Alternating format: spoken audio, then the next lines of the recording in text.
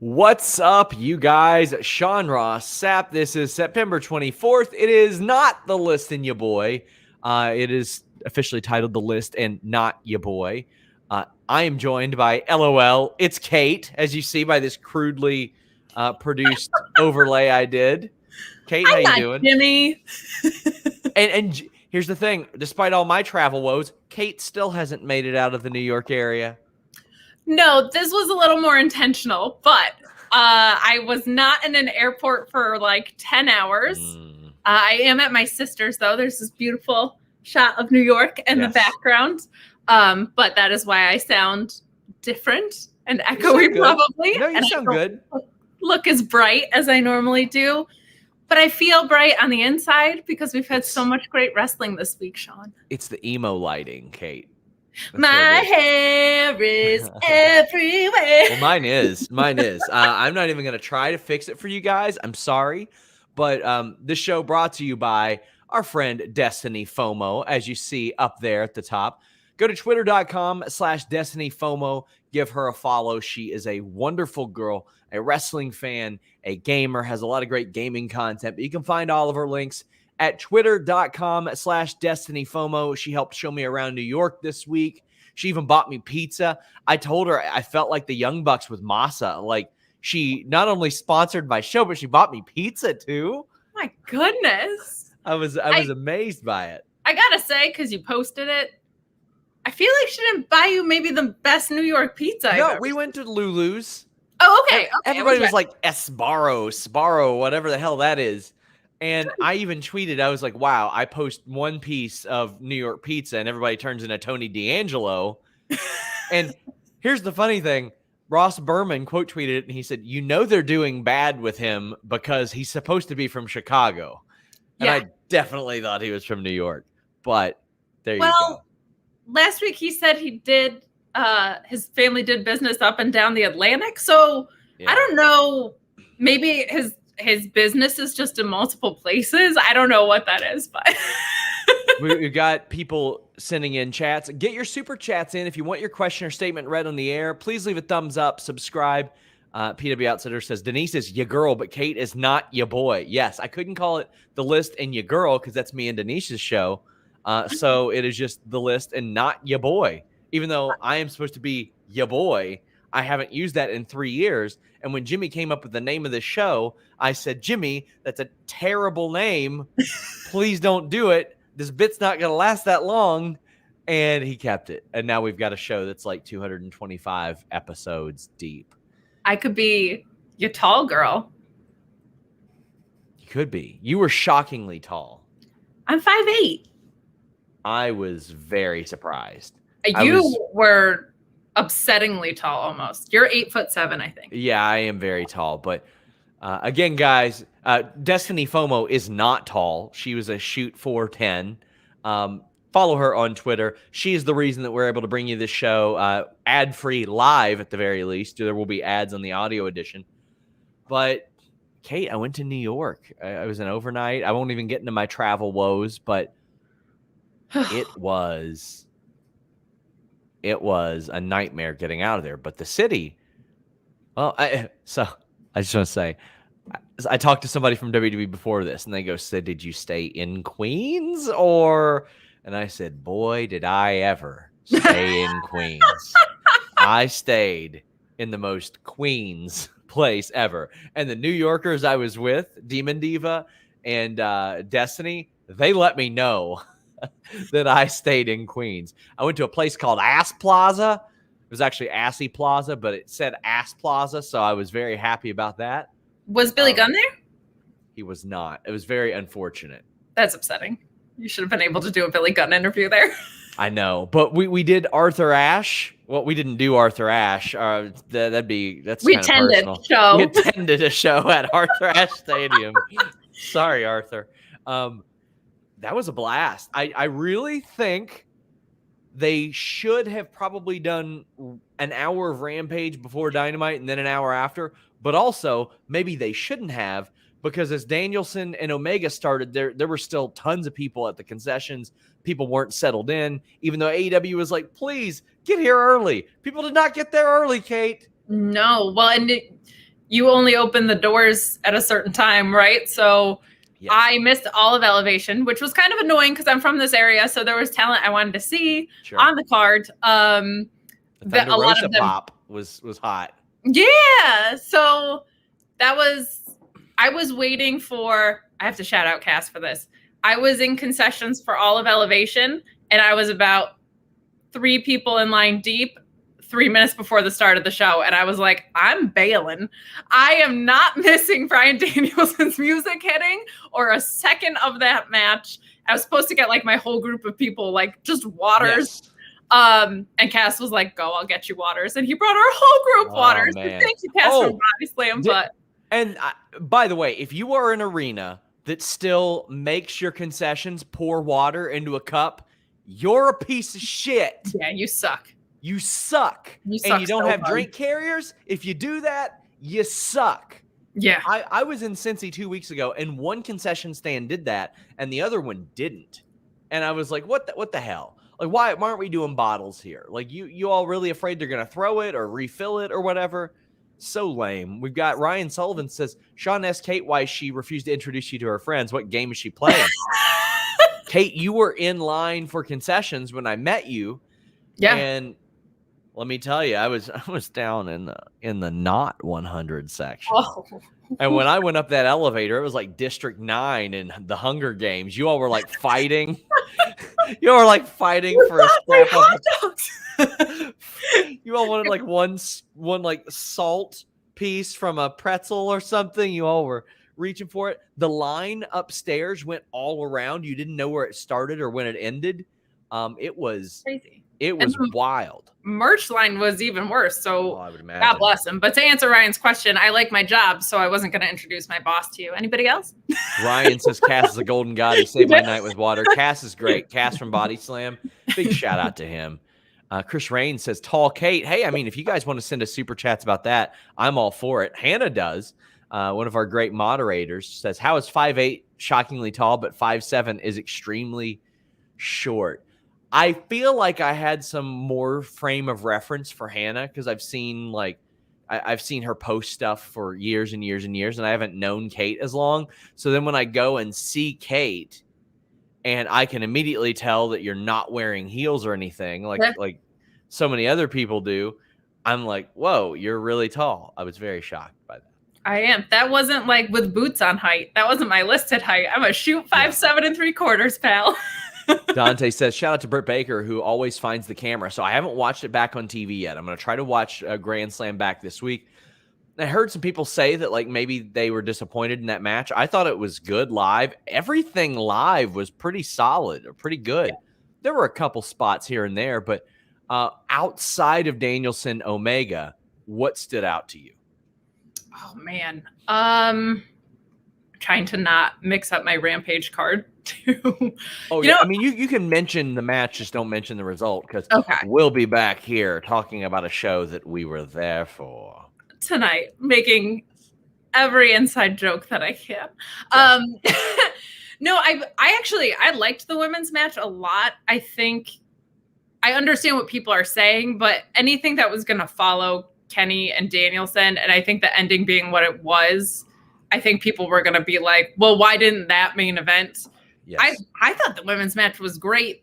I understand why people had their complaints about it because it was just a lot slower paced, but I like seeing that in the women's matches because I think a lot of times when things were getting sloppy, it was because a lot of stuff was rushed. I thought this was a great story to tell because I thought they were just kind of beating the crap out of each other methodically, and that's what Ruby Soho and Britt Baker should be doing, main eventing. So I loved that. And then on Rampage, I really liked Punk and Hobbs. And I mean, the main event with Eddie Kingston closing out the show, I was just marking out a lot. It was a good Rampage as well. I feel like I don't know if that needed to be 2 hours. I don't know if tonight's Rampage needed to be 2 hours. Somebody said that the boys' Twitter reposted Cody's entrance, which is great. And JD says, SRS, are you Homelander too with those colors? Cody is Homelander enough for me. So that line actually came from an AEW wrestler that I talked to. And they said, Cody thinks he's Homelander or thinks he's Captain America, but he's Homelander. For those who don't know, Homelander is a Captain America-esque superhero, and he thinks that he's like this great guy, but he's really a piece of shit. And I mean Cody Rhodes, the character, not Cody Runnels, the human. The character is oblivious, and I think that is the character, Kate. We're going to talk a little bit more about Grand Slam. He got booed hard, and I loved it because we got it. And you know how I know that Cody knows? Because he's doing this. Yeah, he's milking it, so he knows this is supposed to happen. This is so much supposed to happen. Brandy's interactions in the match also made me think that they knew this was going to happen. Yes. There's a few things here. I guess people are burnt out on the Cody thing. That's fine. I don't get the narrative that he puts himself over all the time. You're allowed to not like him. Yeah. He's constantly putting other people over. He won against Ogogo, but that was clearly supposed to be a bigger feud till he got injured. So I don't know what people's complaint about that specific thing is. I think it's really hard not to root for Malachi Black because he's so cool. So I think that's part of why Cody's been getting booed here. But they completely knew this was going to happen. The way the match was structured, Malachi Black is just so interesting that you can't boo that guy even though you're supposed to.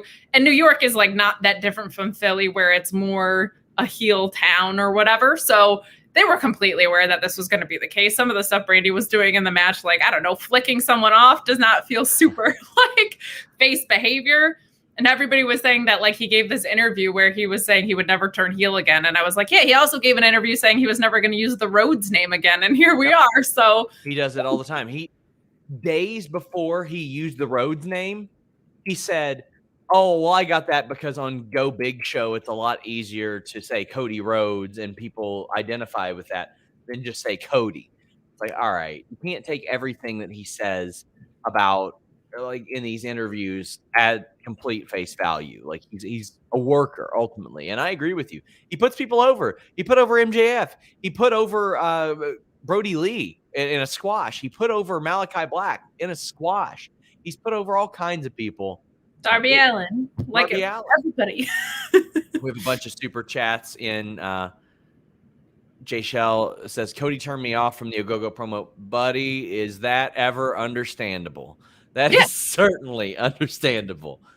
Yeah, that sure is. And you cannot like Cody. Like who you like, don't like who you don't like. But, like, just factually, he does not put himself over. Like, he loses on every pay-per-view.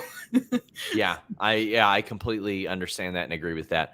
Brandon Charles Powell says, I like the choice of main eventing with the women's title match. Makes it feel important. Yes, because the title was on the line, I'm so happy that main evented. Because the title wasn't on the line for Omega and Danielson. So I'm really glad. Boris says, what was the feel and the atmosphere in the building right as the bell rang for KO and Bryan Danielson? There was like this, like, you could almost feel like a warmth, like a heat in the crowd. It was special. Like, everybody in the AEW crowd wants everything to succeed, so the environment is better. But how was it up there in District 9, Kate? Wow. First of all, our seats were great. They just weren't. Every seat was good in that place. Second of all, I turned to my friend and I said, this does not feel like free TV. That was the only way I could put it. Like, it felt like a really important pay-per-view. Like, it felt SummerSlam-y, or maybe not Mania-y. That might be a little extra, but it did not feel like a Wednesday night opening match at all. People were very aware that this is a dream match, and very aware, I feel like, that 3 years ago, this wasn't a thing that anybody thought was going to happen. So just very intense excitement. And I do believe that we all kind of figured that a draw was coming. I think we all knew that. I thought so. Yeah. We had Stu Plexer saying Omega Danielson was the first pro wrestling match I ever saw live. What an unbelievable night of wrestling in NYC. Thank you, SRS Kate, and the entire Fightful team that you put the work in. I met a fella I can't remember what the place was we were at, but his name was Noel, and you could tell he was very shy, but he came up and said hi to us, said he watched Fightful, and he's like, tonight's my first wrestling show ever I've ever been to. And I'm like, oh boy, are you in for a good one? That rules. Kim C says, so I wasn't crazy to compare Cody to NXT Bo Dallas. Way more entertaining, better in the ring, better overall. I mean, I can see some of the comparisons, sure, but I think that's discounting Cody. Josh says the Agogo promo turned me off, Cody. It did a lot of people, it sounds like. But man, we've got all kinds of good super chats about this show. Mike JC says, show was awesome live, had to work and took the train home from Long Island. So I got there at 7:30 on the dot, didn't get home till almost 3 a.m. So I'm glad that, well, hopefully you've got to watch it back on TV too, because I have not gotten to, but it was adorable when people are like, oh, it's so easy, Sean, just take this train or the subway or this. And I'm like, guys, I have ridden a horse more times than I have ridden a subway or a train. Like, it is not a thing here to ride. Like, we have buses. That's it. And we got one bus that goes between counties. That's it. It is a wildly complex train system. I lived here for 7 years, so it was very easy for me. But I understand the overwhelming, like, you look at a map and you're like, it's a lot of dots and colors and numbers, and I don't know where any of them go. It's a lot. Thank you to Greg House for this generous super chat, especially considering that exchange rate is very favorable for us. He says, hi, guys. Working so I can't watch live, so I'll catch it later. Great content. Gives me a boost in the week. Have a good weekend. Well, hopefully this isn't the only thing that'll give you a good boost this week. I'm doing a live Q&A on Fightful Select at some point this afternoon. I don't know when, but I'm fitting it in. I dropped the Figure Hall podcast today. Me and Kate will have a short List Goes On podcast after this. We got plenty of content, but the big story I'm breaking today on Fightful Select, I've been working on this this story between the relationships between WWE, USA, Fox. I'm dropping the Fox aspect of that today, including news on an LA show coming up soon for WWE, meetings that Vince McMahon personally had, who he had them with, news about the draft. You want to subscribe for this story, FightfulSelect.com. Frank Aguilera says, listing you, Kate. We should have been listing you. I thought about doing listing you skaters, but I think that people would have thought that we were actually talking about skating or something. I got to say that last super chat was Greg House, and there was an exchange rate. Did Dr. House super chat us? Was that Hugh Laurie? I think it was. I think it was. That's the only reasonable explanation. Tony says, thoughts on the maybe the women having a new title. And we also had Jaychelle Nicole. I hope I'm pronouncing this right. Message me. Tell me I'm stupid if I'm not, so I can get it right. But do you think we'll get Ruby with the TBS belt first? I don't. What I think is they should have a person who has not challenged for the AEW women's title become the first champion. That way it doesn't look like it's lesser than. Or Thunder Rosa can have it because she hasn't challenged for that title necessarily, and she's beaten Britt Baker. Yeah. But Andrew Zarian, which I have not confirmed this yet, has stated there's going to be a TBS belt for the women. What do you think about this? I thought it was going to be tag belts, so I'm a little bit surprised, but I am excited. I'm a little nervous because I feel like only in the past month they've gotten good at booking one belt. So that's concerning, but I've been rooting is a really nice word. I've been complaining a lot about the women's booking and them getting more screen time. So this seems like a positive step in that direction. I think Chris Statlander would be an awesome initial holder. I know she just lost, but that match was so outstanding. Thunder Rosa is another great one because, as you said, she beat Britt and she could just make it feel important so quickly. So I like that idea a lot. I like this shout from Queen of the Ring. Our friend Alex, put the TBS title on Jade Cargill, please and thank you. That's somebody who hasn't competed for the world title, has won virtually every one of her match. Matt J. Hendricks says, Thunder Rosa challenged Sheeta for the title at All Out last year. Yeah, but since then, she's beaten Britt Baker, has not challenged for the title, and is seen as on the level. So that's what I mean there. But Jade Cargill, I think that's a great shout. I think that would be a good one. Even though she might not be ready in the ring. Yeah. She's one of those people, it's like whoever does beat her, they're going to be over big time and they'll get a belt along with it. Boris says, some money for the pigeons. Oh, well, thank you so much. They got me home. And we've got Ryan Sullivan saying seeing Sting wrestle was awesome. He doesn't do just one or two moves. He goes hard and tries to deliver. Brandon Charles Powell says Sting doing what he's doing at his age, just amazing. I don't know if FTR's plan was to have the NWO gear for Sting, but the fact that they did was an amazing touch. I love that. This was so good. Imagine being a 5-6-year-old watching Sting, and then in like 27, 28 years, you get to wrestle him on TNT. Like, what? And Sting's still good. Unreal. Yeah, and that was an overwhelming thing I realized when I went to Newark too, and once again at Arthur Ashe, what I get to see in an AEW show. Like, I got to see Kenny Omega, Bryan Danielson, CM Punk, Sting, Tony Schiavone. And for someone that got into wrestling older, like, that's crazy because that's the first time I'm seeing a lot of like these legends too. So like, I'd never seen Arn Anderson live. I'd never seen Sting live. So it's just crazy how many different styles and generations of wrestling you get in one taping. And I loved, I mean, Sting is going at it. They're putting him in positions where he is made to look good. And I buy Sting as like the sort of Charles Bronson, the 70-year-old dude who can still whip your ass somehow. I buy him for that because he's been protected the entire time I've ever seen him wrestle. So somehow it works for me.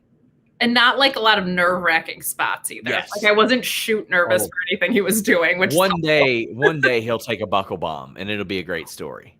Yes. Christian says, any news insight on AEW Grand Slam Aftermath in Rochester? Pretty quiet card, but Brody Lee's hometown, assuming a tribute, but rumors of a surprise debut. Guys, I hear you every single time you all ask me, hey, have you heard about Bray Wyatt? Is he coming? Is he coming? This person said he's coming. I've not heard anything. I've not heard a peep about him coming yet. Haven't heard not a bit. They're very good at keeping these secrets, usually, but I haven't heard anything. Nope, not a bit. Jay Shell says, do you know why they're not promoting AEW Boston? I'll be going to my first non-WWE show. Hope it's not dead. When is that show? That'd be... I think...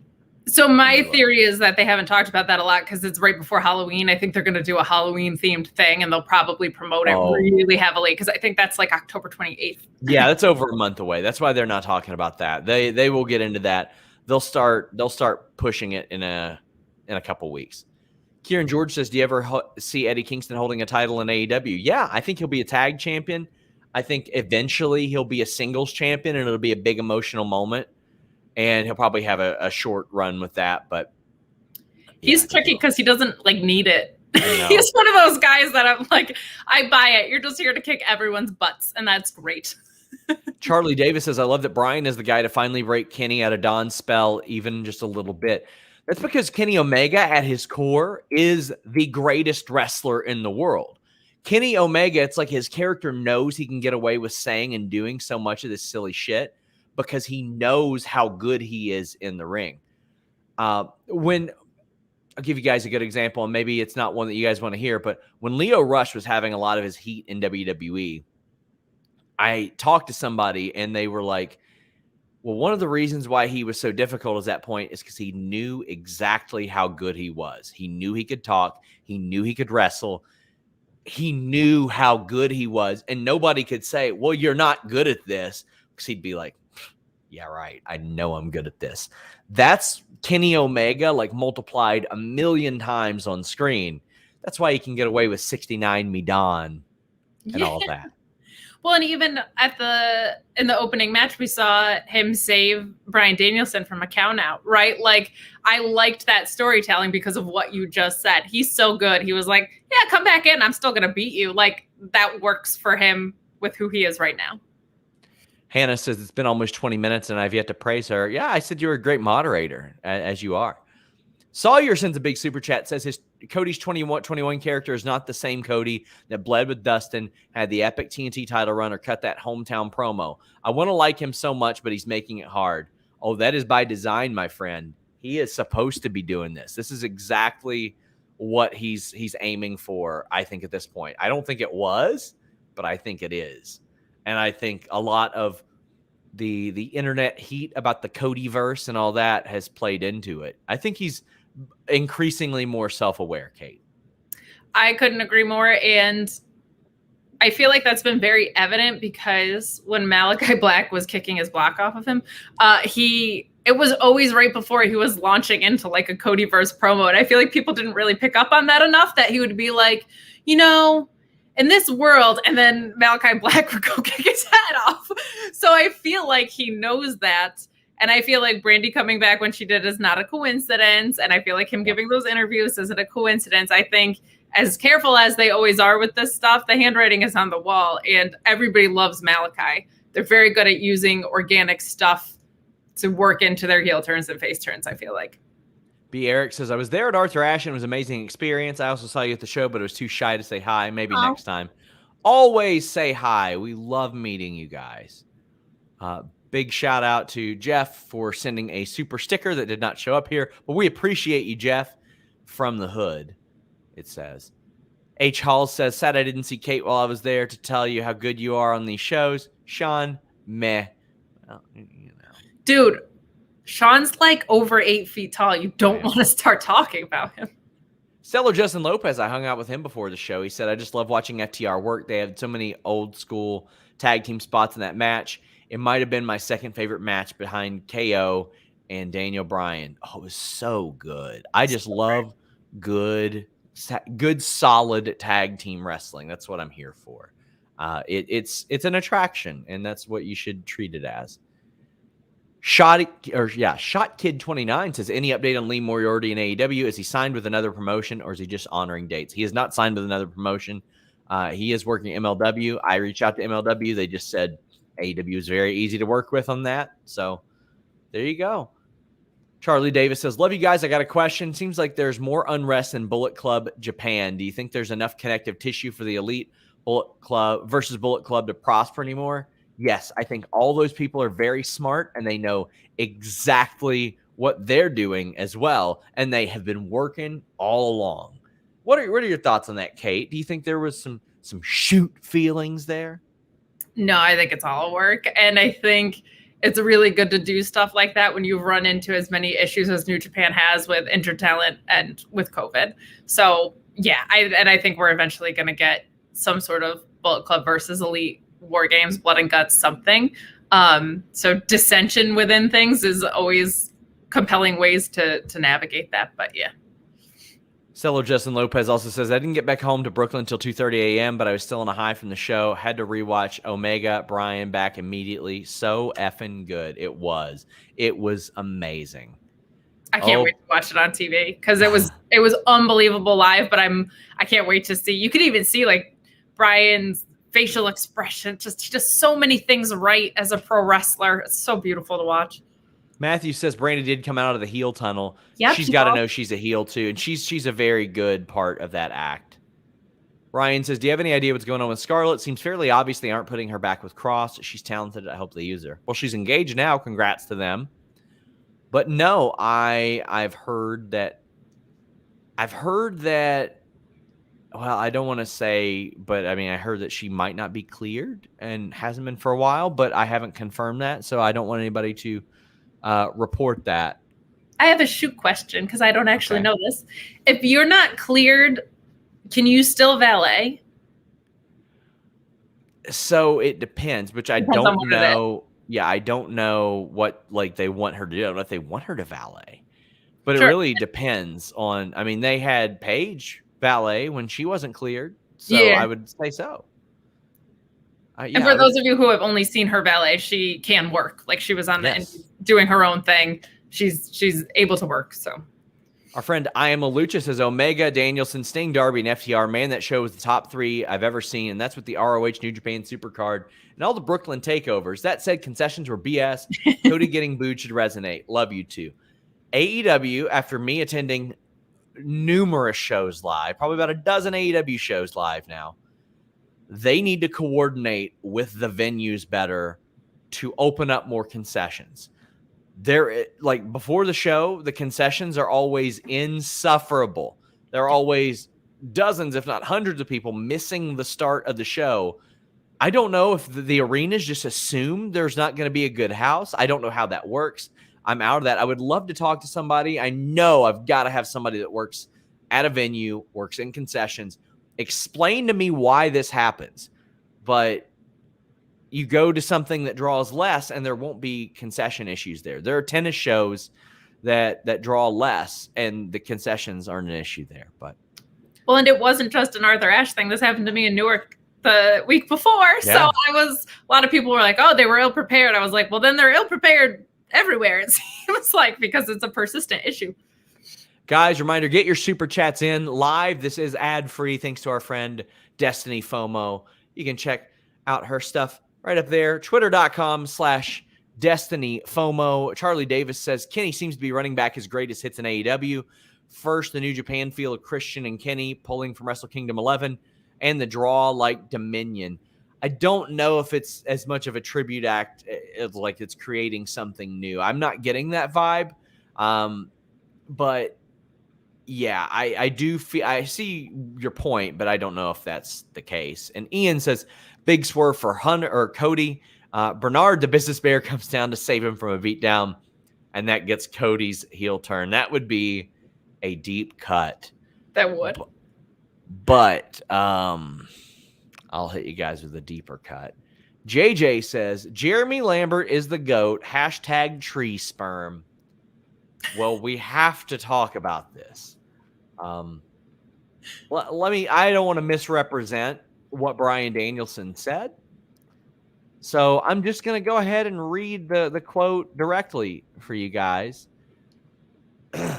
On Barstool's The Yak, Bryan Danielson gave his thoughts on apples. He said, quote, as I tend towards a vegan diet, people say all sorts of things about a vegan diet. I find it really fascinating. Nobody brings this up.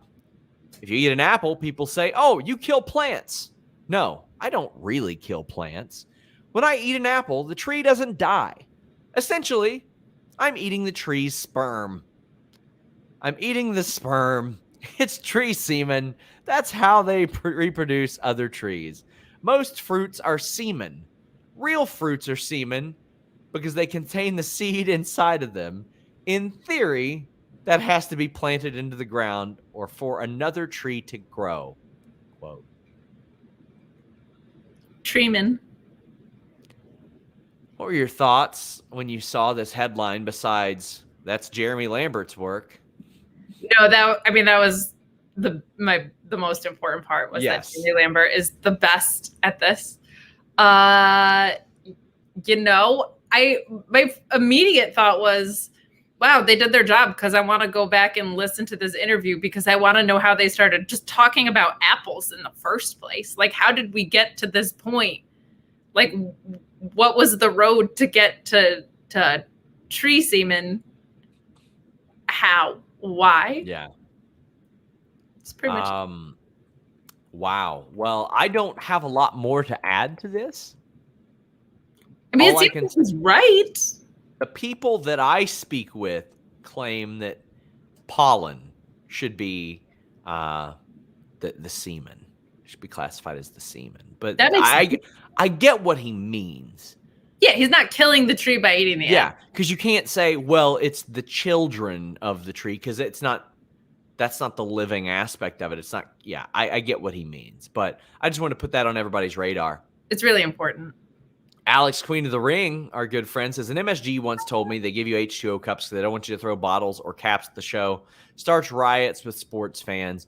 Well, I think they should get over it. Because, man, is that a pain in the ass. Mr. CJ Lilly says, hi, SRS, new king of the scoop. Can you clear up what happened during the Alexa Charlotte segment on Raw? I don't believe it myself.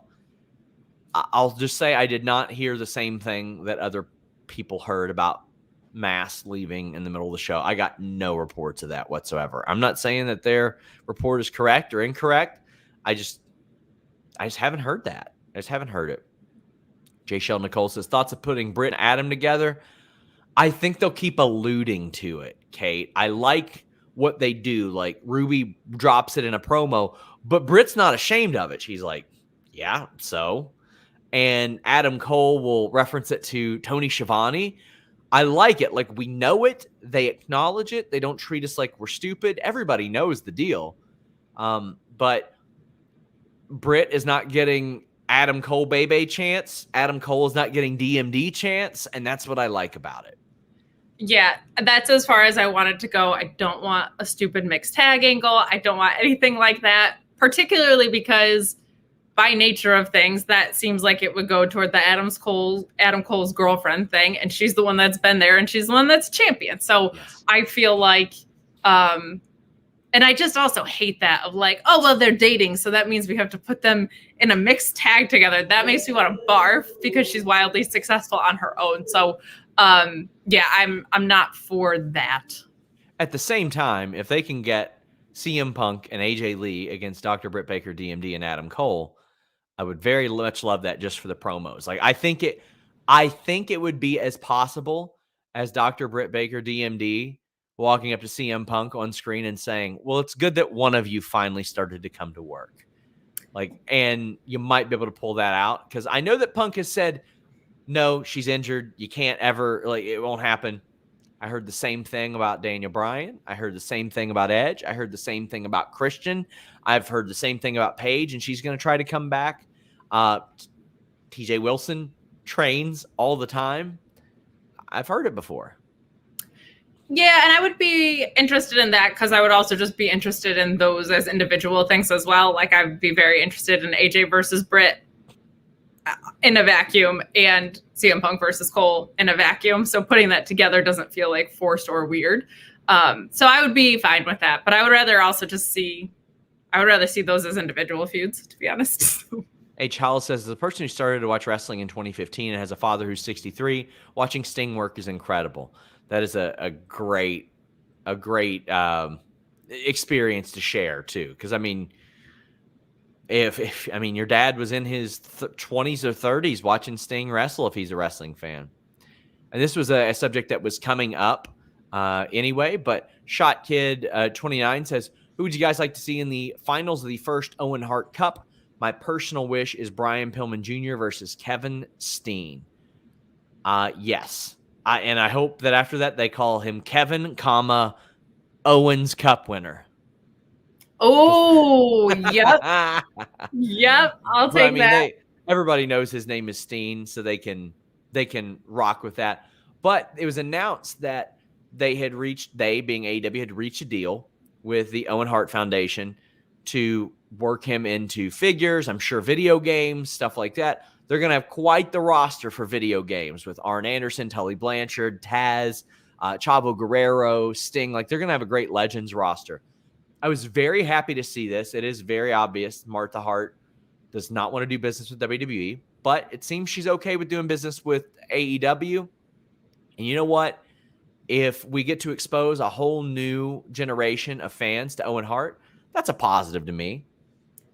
I couldn't agree more. And a lot of people forget that Brett introduced the title and MJF cut that incredible promo on him. Like, this is not the first connection between the Hart family and AEW. And obviously Jericho was so heavily involved in Dark Side too.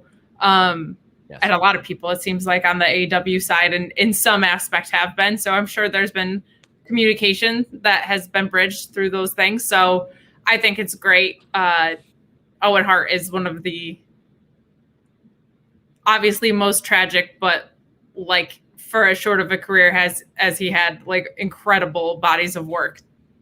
It even being that short is just, he's incredible to go back and watch matches of. So yes, please help younger fans become students of this, because it's the most rewarding thing ever. I think there are a lot of people that they could run with on here. I think a lot of people draw the direct line to Brian Pillman Jr. maybe too much. It's like you can't always have him do all of that stuff that is connected to all that. And also, I don't know that Brian Pillman Jr. spent any significant time around Owen Hart.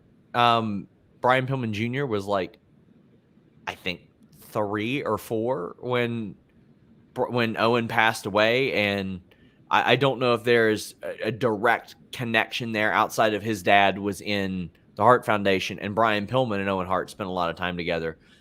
I think there's a lot of different things you can do with it. and a lot of people will want to would find it an honor to even participate in something like that. But I just love that they made the deal happen. Yeah. It made me very happy that they could work that out. Yeah, to your point, one thing I really like with Pillman is that he's not like a diet loose cannon gimmick. Like, he's his own person. So I feel like nods are obviously a really wonderful thing, but I don't think he has to like win this just because of that. Like, I like that he's his own individual in wrestling.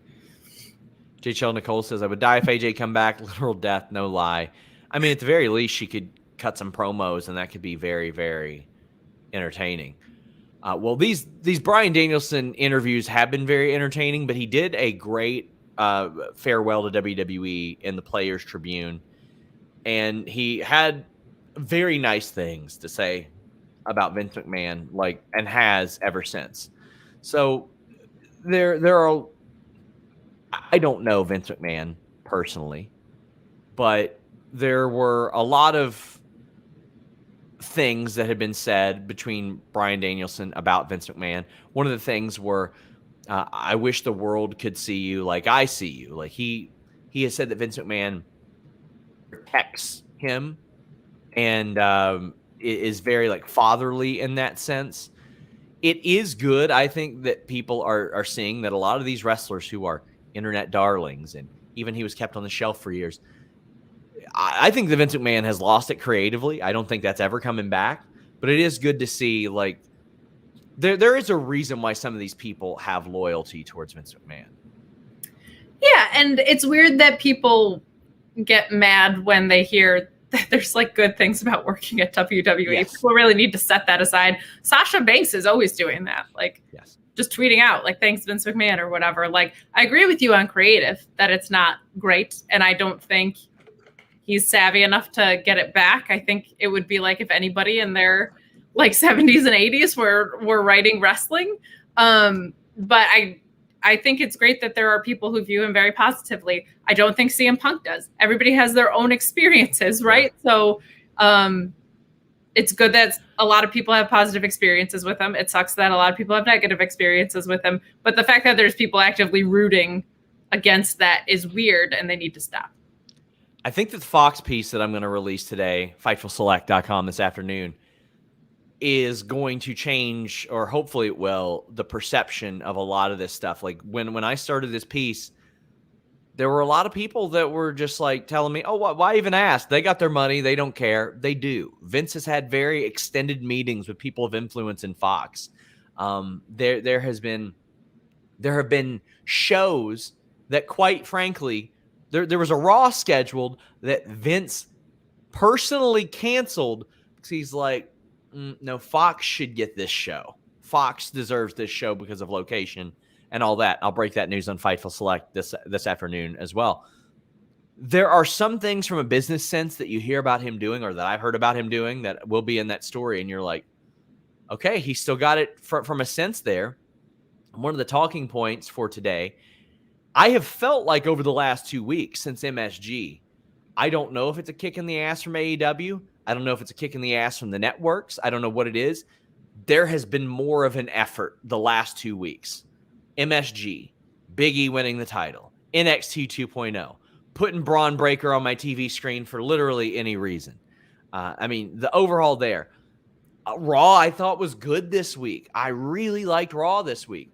They're building towards Brock and Roman Reigns for a Saudi show, which, okay. But still, compared to the last year and a half, quite frankly, compared to the last 2 years, I feel like there is a marked effort, because I haven't remembered a 2-week period of late where I've enjoyed so much stuff on the television shows that I have the past 2 weeks. Have you been seeing that as well? And what do you think that kick in the ass was?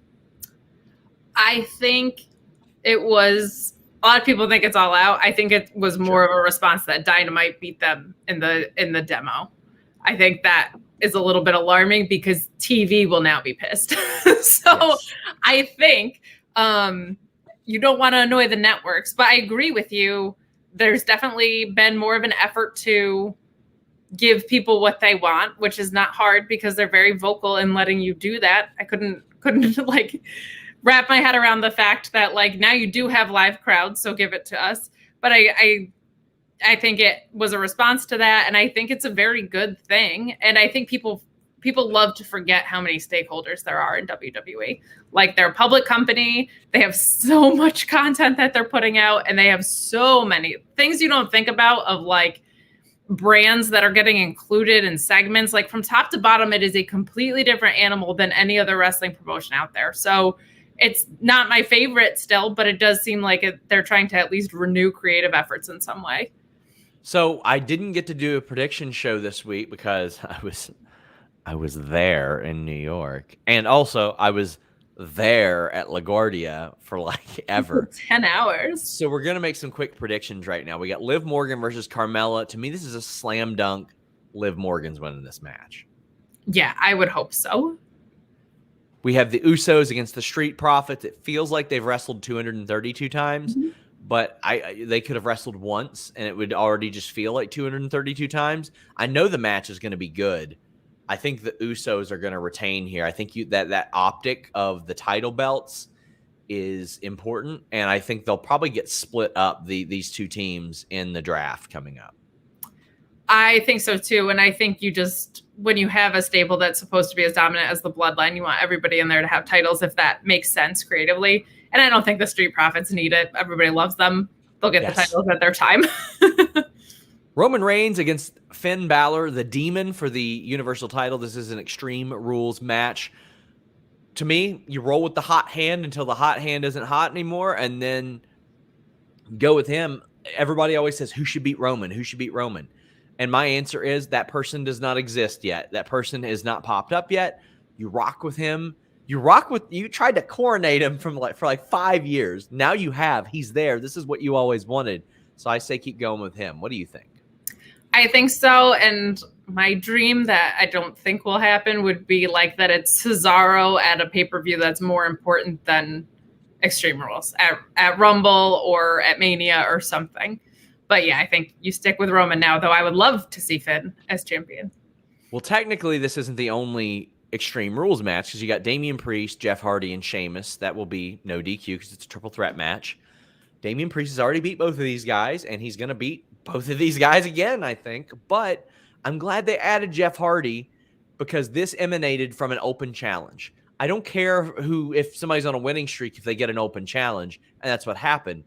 And also, Jeff Hardy threw piss in Sheamus's face like a year ago. So, of course, they want to fight each other. But Damian Priest, I think, is winning this. How do you have it going? He better, or I'm going to be real mad. I hate agreeing with people on prediction shows because it makes you seem like such a I'll just go along with them thing. But no, if Damian Priest doesn't win this, I will riot. Well, the two women's championship matches are the ones with the results in the air the most for me. Charlotte Flair, Alexa Bliss. Charlotte is champion. Alexa is somebody that WWE likes an awful lot for this gimmick, for whatever she does. I'm excited for this match in the ring because Alexa Bliss has been very aggressive in the ring this year since taking over that gimmick. How do you see this one going? I'm actually going to say that Alexa wins.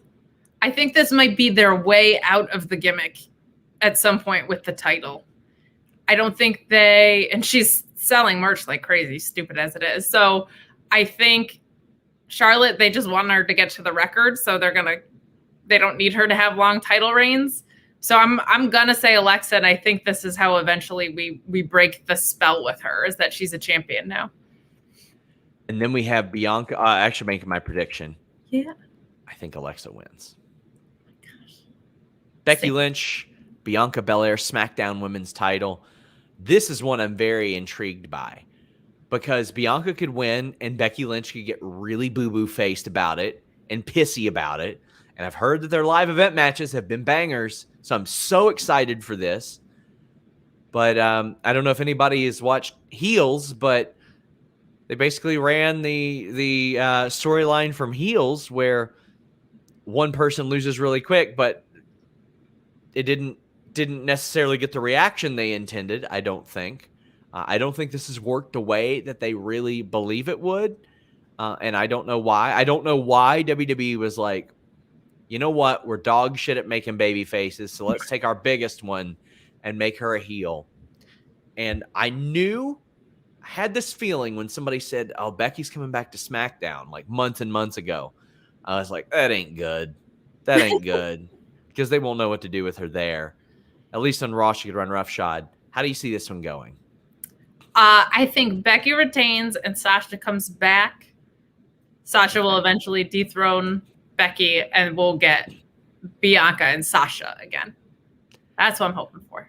Extreme Rules on Sunday. Denise will be joining me for the post show. Throwback sends a big you super. You make your prediction. Oh, I didn't make my prediction? Yeah. I predict that both wrestlers will have fun. Oh, you. I think Bianca wins. All right. Throwback says, this is a treat this week, and wrestling has been fun and interesting. When AEW come to Boston, don't be shocked if they do a Salem witch trial match to tie in to the Halloween thing.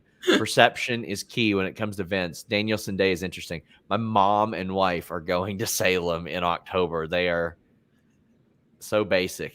Of course they are. But Throwback, thank you so much for the super chat. And thank you for the Reds jersey you sent me for my birthday. That was they're super awesome. I really appreciate that. But yeah, that would be, I mean, that seems like something WWE would do. The Salem witch trials match. That seems like something they'd rock with. Van Twinblade says, how amazing was John Jacob Jingleheimer Schmidt versus John Jacob Jingleheimer Schmidt live? It was amazing. It was. That it spot was with John Jacob Jingleheimer Schmidt in the corner when he did that thing to John Jacob Jingleheimer Schmidt. Wow. And you always knew that John Jacob Jingleheimer Schmidt could bring that out of John Jacob Jingleheimer Schmidt. Like, you always knew it. Like, I think this heel version of John Jacob Jingleheimer Schmidt and like this returning John Jacob Jingleheimer Schmidt, it's just like, it's a dream match between Jingleheimer Schmidt and Jingleheimer Schmidt. Like, yeah. We've been waiting for it. Josh says, so the woke wrestler thing didn't work. I'm shocked. I don't have a goddamn clue what you're talking about, buddy. He's talking about NXT 2.0, where Joe Gacy was given a woke wrestler thing. Feel free to go back and watch Alex and I lose our ever. Oh boy, I have not watched NXT yet. I'm watching it today. Deathmatch wrestler Joe Gacy talking about microaggressions as a heel was a choice. No. Throwback says, as much as ratings don't matter, they kind of do in some way. WWE making changes shows they pay attention. Let me tell you, that conversation or that article I'm posting today, it'll have a lot on that. They care. Everybody cares. Mr. CJ Lilly says, SRS, do you think the way, or do you think with the Charlotte Alexa segment, the way that Charlotte buried Alexa's character, they'll transition to Alexa to her next thing? I think they should. They should. Like, stop having her. I thought they were trying to take the yes chance as well when they were going, yes, no, yes, no. Don't have her do that. She's too talented. She doesn't need somebody else's shit. LV player Cliff says, Sean, the Forbidden Door opening has been great, but how much do you think this was influenced by AEW TK seeing Andrew Yang's focus on independent contractors and not wanting that crosshair? Jack shit. I don't get into politics here. I don't have any feelings about Andrew Yang politically, positive or negatively, but Andrew Yang has been the politician who's cried wolf so many times about this. I'll believe it when I see it. And let me tell you, I got to put Jeremy Lambert on for smartening me up to this, because after his like 50th Andrew Yang is going after WWE article, he is like, I'm so sick of hearing this shit. Yeah. Like, I'll believe it when I see it. Jay Blood. And like, let's also keep in mind, there's been attempts to do that before. Yes. So like, very possible he wants to and doesn't get anywhere. I mean, there have been people that have challenged WWE and Impact on a lot of that stuff. Impact released all their IPs when Matt Hardy was going after him. EC3 got to register his own, like trademark his own name because of that. Daphne went after them for workers' comp. I think Alberto Del Rio got out of his no-compete. Brock Lesnar got out of his no-compete. There were a lot of situations where WWE they got. Sorry, go ahead. The development of the you can't make money off of third-party platforms is an interesting new one. That if they got challenged for that, I don't think they would have a choice because that's egregious. They would not have a leg to stand on. Jay Blood says, Road to Tree Seaman is going to be a really interesting piece on AEW's YouTube page. You guys still have time to get those super chats in. Van Twin Blade says, thank you for the bit. Hannah M says, that would be how WWE gets Alexa out of her character no. Witch Trials match. Oh, crap. She figured it out. Oh, man. Ian Hunter says, thoughts on Josh versus Christian and Josh's future. I'm trying to find out his contract status, but that is a match that I am supremely excited for. Yeah. I think Josh Alexander is one of the best workers in the world right now. Christian is a machine. Like, he is what, like, I look at him, I'm like, man, maybe getting old isn't so bad. I want Christian Cage cardio. That's what I want. I want to be able to go like Christian Cage at anything. I don't care if it's like just watering plants for 30 minutes straight. I want that cardio. That's what I need. But I'm so excited for that match. Does that pique your interest at all? So much. And I think it's so much healthier for Impact to have the title on Christian than Kenny. I think it was the absolute right call. And I think that match is going to be great. And I got to say, I was nervous when they split the North up for both of them. And they both succeeded so well. I really, really, really like Josh Alexander. And they can go back to it because they didn't have like a violent split, which is good. Yeah, it just fizzled. Yeah. Mr. CJ Lilly says the idea of Alexa using Lily as a cry for help since her concussions and with the title, perhaps glow of the title reminds her of how good she is and fixes her. I don't think they'll bring concussions into it. I don't think they'll do that at all. Some stupid punk says, "All snaps, it's SRS and Kate. I had a whole bit to try to pop Jimmy Van, but I guess that's on hold. In the meantime, just take my money, you legends." Well, thank you all so much. You all have supported us so much at 1 p.m. on a Friday. I just found out like an hour before this Jimmy couldn't do the show. So there you go. Thank you. Throwback says, do you see Edge versus Seth happening this weekend? If so, who do you have? Do you see Omega Danielson set up 2 feuds? Danielson versus Page, Cole versus Omega. Could that be at Full Gear? AEW is very good at this, Kate, setting up multiple feuds at the same time. I think what they should do is set up Omega and Page. Page should win the title, and then they go back to Omega Danielson where there is no title because Danielson doesn't want to jump the line. He's okay with doing things the right way there. That's why this wasn't a title match. But do I see Edge Seth happening this weekend? No, I think it'll happen in Saudi. What do you think about all this? I almost called you Denise. Oh my gosh. Short legend. What do you think about this, Kate? I think that's headed to Saudi Arabia too. I wish we didn't have to have a third. I think it's been so cool with the 2, but they're going to run it back. That'll probably happen in Saudi Arabia.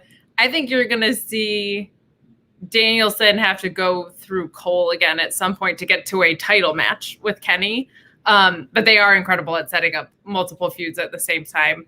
I don't know what this like faction is. I don't think you need to name it, but this like Jungle Boy, Daniel Bryan, Christian situation is really cool. And I'm fine with them burning it in this way where you can have individual feuds stem from groups of people. It's the biggest benefit you can have to stable. So I'll take it.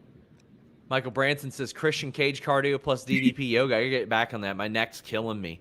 Guys, just so you know, we'll be wrapping up the show here in a minute, but we're going to be doing the list, and Not Ya Boy goes on over at FightfulSelect.com. I was going to talk about Chris Kanyon on this show. I'm going to talk about him over there. We'll talk a little bit about New York. Dr. Six Fingers Esquire says, any word on Deeb's injury and return? Thinking she's the perfect heel challenger for DMD with you're only the face of the division because I let you promo. I got to hear her cut a promo first. I haven't heard her cut a promo, but I know the knee injury took her out a lot longer than she expected. She came back briefly, but it was tough on her. I'm going to work to find out more on that. Ian says, I trained with Ethan and Josh since day one in Hamilton. Seeing how far they both come is outstanding. Both amazing guys who really deserve it. Yes, they are. They're both wonderful people, which I think a lot of professionally and personally. Alan says, love this 2.0 version of Listen to Girl. Keep up the good work. This should have been all different colors right here. Yes. Yes, it should. I didn't have time to add colors. I just had time to. You spent hours on this. Oh, yeah. Brandon says, I figured Alexa would face Scarlett in the first Salem Witch match, throwing fireballs at each other. Oh, no. Oh, what? My favorite super chat of the day. Hope I'm saying your name right. Shariah Pender says, sending his ever into Sean at Dynamite. He was very nice about not making me feel like a complete dork for shouting his name out to him like we're old pals. Thanks for stopping to say hi. So she sees me and she goes, Sean. And she goes, wait a second, you don't know me. And I was like, hey, hold on. This is how I come to know people. They stop me and they say, Sean. And I go, hey, nice to meet you. That made my day. That popped me. I laughed. I loved it. Thank you. It was awesome to meet you. And yeah, don't hesitate to say hi to me. That's part of it. We love to meet you guys. If you have the awareness to think you might have been weird, you are not the weirdest person at the wrestling show. Yes. I promise you. Yes. Sawyer says, congrats, Bryan Danielson, on his first 5-star match. Bright future in that kid's feud. Yes, there you go. Gerard Ryan says, any update on the big new distribution deal coming soon for Impact Wrestling? No, and even though it's under new ownership, this is still the company that had a announcement for a huge announcement, and the huge announcement was, we are thrilled to announce Sony 6 in India. Like anybody in America gave a damn about it. So huge announcement. Yeah, but that was the Dixie era. And Tyler wraps us up and says, does Danielson look like a chump for not beating Kenny in 30 minutes non-title match when Christian beat him in a title for less than 20? No, we call that MMA math in MMA. Just because this person beats this person or this person beat this person this way does not mean anything at all. There you go. And Throwback says, funny how I say Salem witch trials and things go nuts. This time of the year is fun and mystical. So it'd be the perfect for Alexa or even Bray to do something with a promotion. I don't think Bray should lean into all that. And Pugzilla, let it go. No, it was a shitty announcement. So correct. Accurate. You blocked. You blocked. You let it go. The list and you blocked. Kate, tell the people where they can find you. Actually, just do this and they'll be able to find you. Yeah, there you go. You can find me at Kate on Deck IC on Twitter. You can find me every Tuesdays being sour with Alex on Sour Graps. You can find me tonight with Sean reviewing Rampage, which we were at. Yes. And SmackDown immediately after the show. So hang out again later. Yeah, we'll abbreviate some of our thoughts tonight as we have 4 hours to cover. My face is going to be in front of a screen for like another 12 hours today. Looking forward to it. Q&A better than on a tarmac for 10, buddy. I don't know. Yep, you're right. We'll talk about my travel woes. We'll talk about Chris Kanyon over on Fightful Select in minutes. Got that big Fox WWE story dropping today. And you know what? I'm going to drop one about the USA relationship next week, and then one with the streaming platforms the week after. So Fightful Select bringing you some goods. Thank you guys so much. We're out. Follow twitter.com/DestinyFOMO.